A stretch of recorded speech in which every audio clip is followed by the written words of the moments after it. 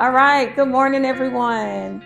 So good to see y'all. Again, I'm Monique Boone. I am here all the way from Cleveland ISD, which is way up northeast. So if you're ever on 59 and you see Cleveland and you're like, why does it say Cleveland? That is where we live. I graduated from Stephen F. Austin State University, a school so nice. I graduated twice. With both of my degrees are in education with the focus on foundational literacy. I taught middle school for 10 years and I taught English as well as journalism, and I was an interventionist during that time. And when I got out of the classroom, I was a digital learning coach and an instructional coach. And it all started because I went to a campus that was a one-to-one campus. And this was like way, way back in the day when one-to-one campuses were kind of still unknown in Houston. And we were one of the first schools to have the one-to-one. And my old boss called me and was like, we need you. We're going to have some digital learning coaches on campuses, and you have been doing the work as a teacher. So come on out of the classroom. And so from there, it just kind of sparked for me being an instructional coach, a digital learning coach, as well as an instructional technology specialist. So I did that for a while, and then I moved back over to curriculum where I became a content specialist and a coordinator. And now I serve as the senior director of CNI. Some other things that I've done because of my venture into technology is I was an amplified PLS for a couple of years, and also I do work with AFT. So if you're familiar with AFT Union, which a lot of educators are, but a lot of educators aren't as familiar with their PD development team. So if you are from up north, then the way unions work is a little different, and they're more familiar with the PD team because they partner with school districts. And so we do a lot of reading, research, and content building. We usually spend about 3 years researching, interviewing, reading, talking before we even build the content. The latest thing that we did earlier this year was we did a whole bout around STEM and increasing STEM in classrooms across not just the nation, but across the world, especially in developing areas. And now I have the awesome opportunity to be with a group of people, and we are working on AI, the development of AI in education in partnership with Microsoft. So again, we are on year one of our reading and research, and we still have 2 more years to go. So from that research, we take that and then we build different content that becomes PD for districts and campuses. So, as the senior director of CNI, under our umbrella is the Core 4, multilingual services, digital learning, and then post secondary education. And some of you are probably looking like, oh my gosh, that is a lot of work, and it is. But one thing that I really do enjoy about having all of these departments together is that we're able to work a little bit more seamlessly and in tandem.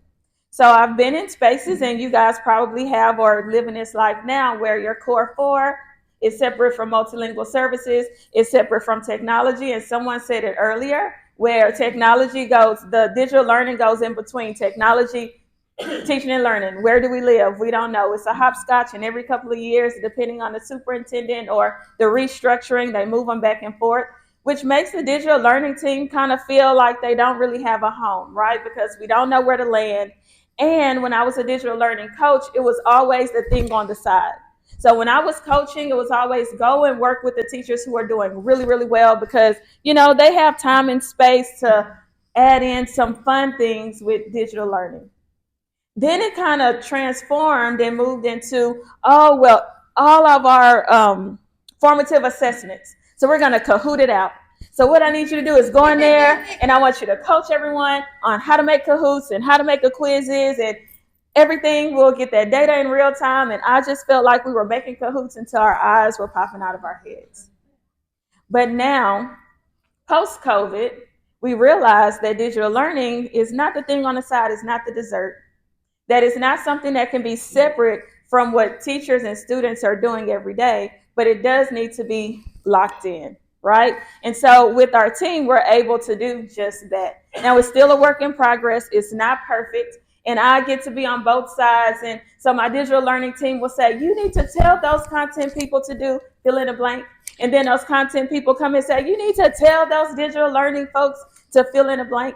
And then we get to sit and look at both things from both sides and then put them together, right? And then when we work in multilingual services and also post-secondary education, our hope is that it's this beautiful orchestra of us all working together. So when we go into campuses, it's not, oh, well, digital learning has a focus and multilingual has a focus and our core four has a focus. It's we've decided at the district level that we have a focus and we're going to go full force with that. So a little bit about Cleveland is we are a very unique district, and I say that because our students are, we have a high EV population, which are like, oh, we're in Texas, so we have that too. But our students, they're coming in from Central America, South America, from Mexico, and a lot of times they haven't been to school. They can be 16, 12, 8, and they haven't been to school for years. So imagine taking a kid that is 15 and hasn't been to school since they were in second grade, and you plop them in a school that is 3,200 kids. So not only do they sometimes not know their own home language and they haven't had formal education in their home language, but then when we look at trying to make sure that they get what they need in Cleveland, that becomes a real barrier. So it's important for us to have that streamlined approach so that we can ensure that our kids are getting what they need to the best of our ability. So I want to take a moment or a little bit of time to talk to you about tech and innovation, but how do we stay human in a space that is highly innovative? So now it seems that we've gone from the panic of COVID to how do we ensure that our kids are savvy with technology, that they are successful in their core four, that they're getting these college courses. And I'm like, Lord, if I was a kid, and I have a son that is 16, he's a junior. And I fuss at him all the time because he's taking all of these senior level, these dual credit courses. And I'm like, oh, you need to make sure you pass and you have a job and you play sports. And I'm like, oh my gosh, if I was a kid, I know my head would just be about to explode. But how do we keep that human part of us when the world is so innovative?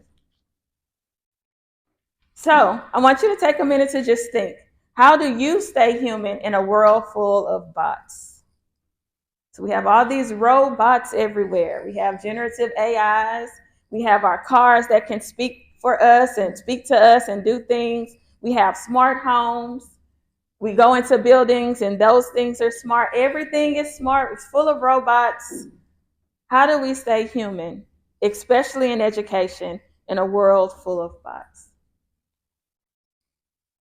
So when we think about humans and then we think about technology, how do we pair and mesh those things together? So in my position, I'm able to really kind of sit back and think about that, because when we think about kids and what they're doing every day, the first thing comes to mind is those kids are always on Chromebooks.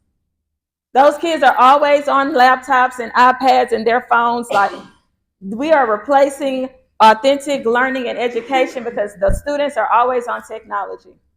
How many people in here have visited lately the CTE wing of your district or campus? Right? So if you haven't, I would encourage you to, because kids are not just on Chromebooks. They're not just on laptops and iPads and phones. But the greatest thing that I see is when I go to the CTE wing and I see a group of kids and they're working on an engine, or I see a group of kids and they are building a tiny home together, because they're taking all of those skills that we want students to have and they're actually applying them. So I went to a dual credit CTE conference a couple of months ago, and it was a big push for not having to choose between, do I have to do CTE or do I do a dual credit? Do I get a certificate? Do I go to college? But now it's a big push in Texas to merge them both. So your districts are probably starting to have dual credit culinary arts, dual credit welding, dual credit cosmetology. So kids can do them both. And we see that it is happening. They're able to apply their skills in those CTE classes. So when we look at our kids and we look at our students, how are we empowering them to take that human side of things that they will need to do post graduation? And we are infusing that tech so that we can empower them to be future leaders and learners. Again, technology is not the solution, humans are. And if we take everything that we think about with technology and put it as a focus with human interaction, engagement, movement, then we can ensure that our kids are getting what they need. Let's talk about some challenges here. Anyone here? Maybe it's just us short staffed.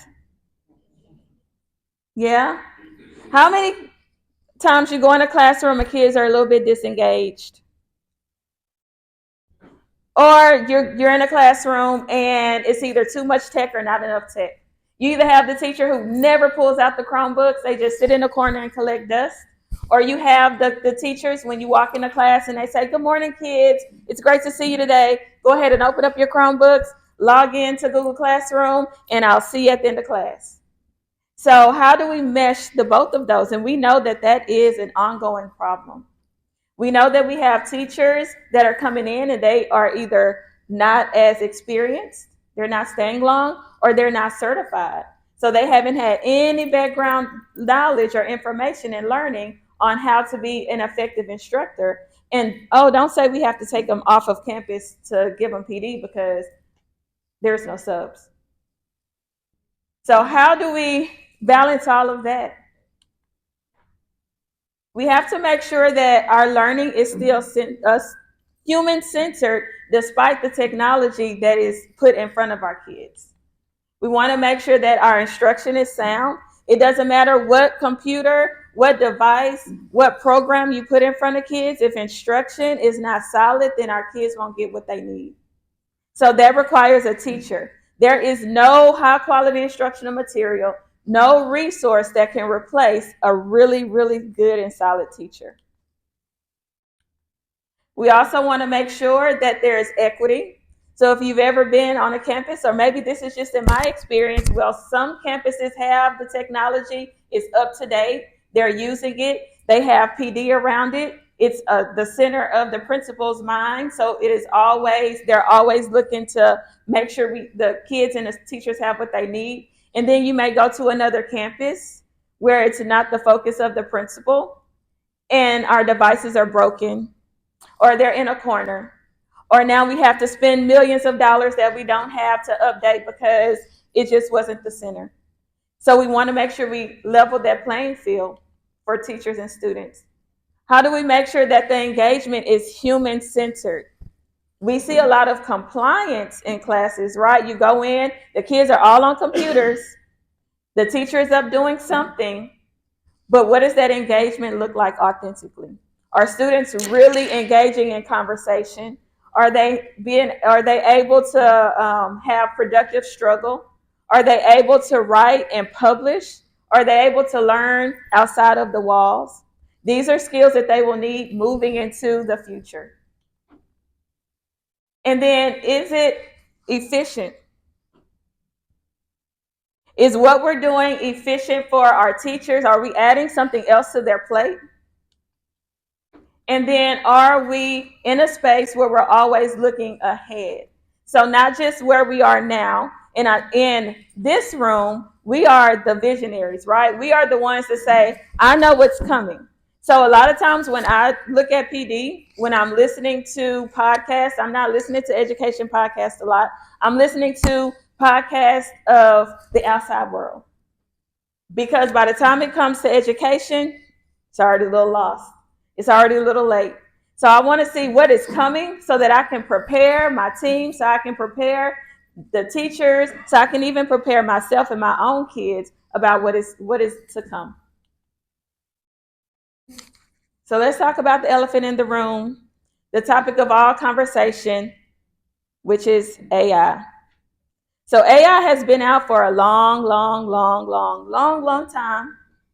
But in education, it's here and it's really new and it's a cause for panic for a lot of folks. Not you guys, because we're technology and we're like, it's coming, it's here, it's going to keep evolving. But outside of these walls, we have a lot of panic amongst teachers, and they say, oh no, AI, we can't use it because the kids are going to cheat. And I say, well, when I was in school, I might have cheated a time or two, right? So it does not mean that the kids will cheat. They just find a different way to do it. And AI seems to be the new thing to teach them that, hey, if I was a kid and you gave me a report to do and I could just put it in Chat GPT, I'm not saying that I would, but I'm also not saying that I wouldn't. But we know that it's here and it's not going away. So we know that when we think about when we think about generative AI, and we think about the people who are developing it, and we can do lesson plans, and we can write reports, and we can verify, we can do all of these things. But then our kids are just like, I just want to find an answer real fast. And the outside world is thinking, okay, our robot is coming, right? And so everyone is kind of scared and a little bit confused. But how do we take that and keep it human? That means we can't shy away from it. We have to make sure that we are empowering our students to learn how to navigate and use it. Because right now it's ChatGPT or whatever generative AI tool that they're using, but pretty soon they will probably see robots. In our lifetime, we will probably see actual robots live and well. And if you go to a restaurant, you might see them. Have AI taking orders at fast food restaurants now. Maybe a robot is bringing your food to your seat at the restaurant. That means our task force has to be strong. Who's at your table when you're writing the guidelines, when you're considering what technology to purchase, when you're looking at budget? Everyone's in a budget crisis, but we still need to buy technology. Who's at your table? And a lot of times it's district leaders, it's some teachers, it might be principals. Do you have students at your table? Do you have outside stakeholders at your table? Those business owners, those tech gurus at your table, helping you to make decisions of not what's here, but what's to come. And again, going back to the CTE, dual credit, the core four, and looking at the real world through learning and strategic tech. We can't just look at the devices. We have to look at how students are learning and what they're doing. If you go into the automotive area in your CTE wing, you will see lots of machines, lots of computers, because they have to look at the computer to get the information and then go and fix it or go and work on it or build that engine from scratch. If you go into the culinary arts, yes, they're cooking, but they're also mapping out how much things cost. And they have to learn the science behind how things are made and cooked. Building a tiny houses before they even build. We have to build it. We have to plan it out. We have to build it on a computer. We have to take that prototype. We have to make it live. We have to order the materials. Then we have to actually build it, paint it, put it all together, advertise it, present it to the public before it goes wherever it's going. That's a lot of technology components where students are at the center. So how does your core four lean into what is happening in your CTE classes? How does the core four lean into what dual credit is doing in their classrooms? So how do we make it efficient for education? So we do things like we have SIDME in our district, and our SIDME, it helps with coaching. So our teachers can record themselves. They can get insights from AI. So we have a lot of TIA. Anyone has TIA in their district? So all of our TIA teachers or even our coaches can record themselves.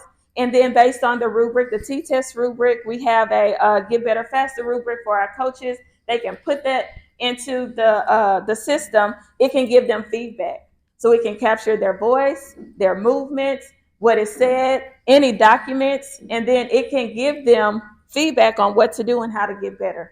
Game changer for TIA teachers. Takes away all of the paperwork that they have to do, right? So now I don't have to grade everything by hand, or I don't have to go and desegregate the reports like we used to do with the calculator and a pencil and writing it down, and all the girls and all the boys and 60% of this. All of that can be done so that teachers get back time with their students. So we've learned that reporting has been revolutionized with our technology. If you are using things in your school like Magic School, Comingo, and other tools where teachers can learn, they can write lesson plans, they can ask questions, they can build questions. And then again, the Sydney AI Insights. So what's next?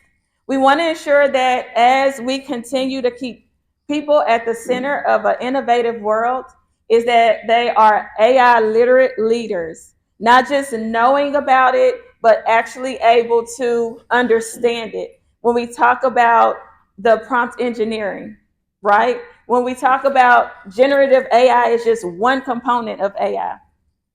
Also, interdisciplinary innovation hubs. Again, CTE courses, dual credit core 4, marrying and coming together and using technology efficiently and effectively. And then what is SEL, mental health, and teacher retention? How does that play in our innovative space? This is still okay. This is also okay. This is definitely okay. Students working on the smart board with the teacher using those digital manipulatives. Students working together and collaboratively. But this, where they get to do all of those things and actually do something that will affect the outside world, whether it's building a plane or a tiny home or a car or in culinary arts, they're able to use all of those skills and bring them together because students are still at the center of learning and teachers are still at the center of teaching and education. So let's build a system together, right? So as we continue through our day and through our week, tech doesn't teach, tech doesn't connect, and it doesn't inspire. People do. So as I end, I want to thank my team is over there. Hey team, is over there. I also use ChatGPT to help with some ideas. I use Google, and now when you do the images, they will build those AI images for you. And I also use Notebook LM if you aren't familiar with that. So what I did was I took my script and I took my PowerPoint and I put it in Notebook LM, and it created the podcast. And so I was able to take that podcast and listen to it over and over and over and over, and it did it within minutes. So that really helped me. I use AI all the time. I also was a part of writing a book. So some of you may be familiar with Dr. McDonald. She was here in Houston ISD and Aldine, and she's coming back to Houston. But I wrote chapter 7. It was a collaborative effort with some instructional leaders, not just across the city and state, but across the nation, about breaking barriers from limiting to limitless student learning and technology. Available on Amazon, also at Barnes & Noble, if you want to buy it. It's really good. And again, my name is Monique Boone, Senior Director at Cleveland ISD. There's my Twitter. If you're on Twitter still, please go and follow me.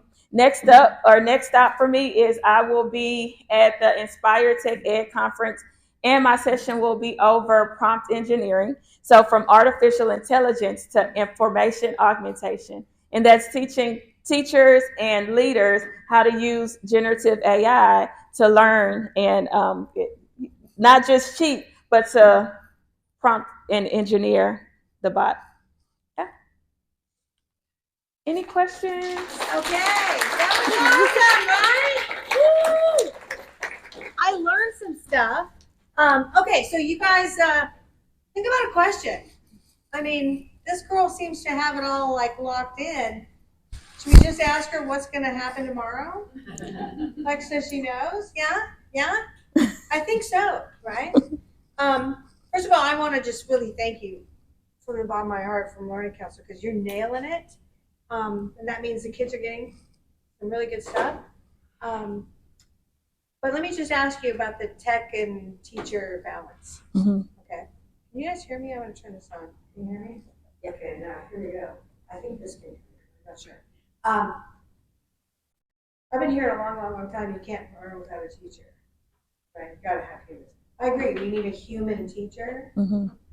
but tech can teach now. Yes. So it's kind of a funny thing. What do you think about that? Like, do you think it's turning? Like, oh yes, like, oh yeah, it's just a tool.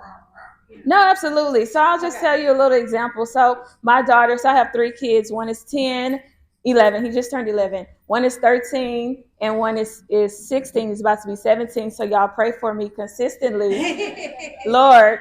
But so my daughter, we went into COVID, right? So during COVID, I guess she was about 9, 10, I don't know. Yeah. Whatever, 5 years ago.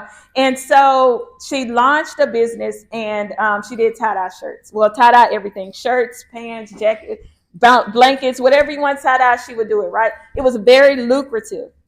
And so my mom, who is a chef, and she was professionally trained on, and so she knows all the science about all the things, right? So she's this science cooking lady, and I'm just an educator mom, that is just always going to give them opportunities. And so she learned a lot about business, running a business. And so everyone that was in the house had to be employed because it took everyone. We had to go buy the materials. We had to clean up. We had to take the orders. We had to do all the things, right? So in her learning how to do the business, and of course my other kids had to learn too, right? So we had a CEO, a COO, the owner. I was on the administrative. I was the administrative person. My mom got all the supplies. And so we would sell, and it was very, like, she made a lot of, when it said, do you have McDonald's money? Like, she has McDonald's money. She made a lot of money doing this, and could not pass star to save her little soul, but was very successful in running and owning her business. You think that might have something to do with the fact that we're not teaching all 9 intelligences? Like, you saw the new revised 9s, right? Yes. Well, and I think too, what we were able to be that guide on the side for her. Yeah. So we still were the teachers, right? Because she had a lot of questions, but we let her be investigative. We let her explore. We let our children work together to decide what is the best course of action when you have a big order.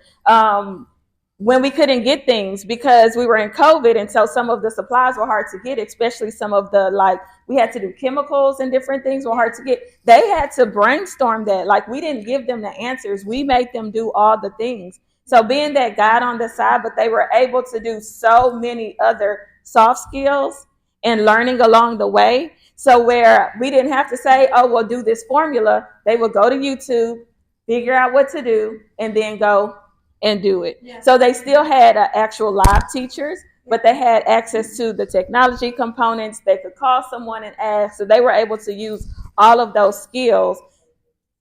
So that, and then when they went back to school, they were so bored in math. So let me ask you this then. So look in your mind's eye and the memories of that. What was the human teacher doing? Because you were just telling me that you weren't really telling them anything what to do. What were you doing? We were giving them the opportunity to explore. So when they would come with a question, I would walk them through it, right? So I would ask them questions, engage, and I would say, well, what do you think you should do? Well, how can you go find that answer? That's teaching today. Mm-hmm. Yeah. And then they would go and they would figure out how to find the answer. And if it was wrong, then we'd say, oh yeah, that doesn't look good. So what did you do? Oh, you added too much of this chloride, and with that, okay, so let's try it again. And then they would try it. So it was really the facilitation and opening. I always feel like when you open the portal of learning, then it makes them want to learn more. Right. So once they figure out, this is what I can do to learn tie-dyeing, but now this is what I can do to learn how to make this robot go, or how to my son now is into photography. So a lot of physics and chemistry and photography I didn't know. And so he's able to, I don't know how to do this. I see a picture that looks nice. I want to recreate it. What do I need to do? He goes and researches it. He tries, continues to work on it until he gets it right. Awesome. I love that story. Let's hear one more round of applause. Thank you.